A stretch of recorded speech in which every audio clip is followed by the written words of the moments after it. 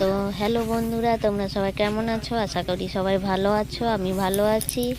আজকে আমাদের ওই যে গাছগুলো কাটা হয়েছিল, গাছের কাঠগুলো সব বয়ে নিয়ে যাচ্ছে, ওদের সব নিয়ে চলে যাচ্ছে। তো বাইরেটা ফাঁকা হয়ে গেল।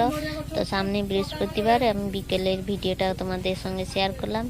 ওই বিকেলে বাইরেটা একটু নাতা দেবো, এগুলো সব পরিষ্কার হয়ে গেলে বাইরেটা একটু না। তো আমাদের এইদিকে অঘ্রাণ মাসটা খুব মানা হয়, বৃহস্পতিবারটা। তোমাদের কারা কেমন মানো আমাকে কমেন্ট করে জানাবে যে কাদের কোন কিভাবে নিয়মটা হয় দেশে।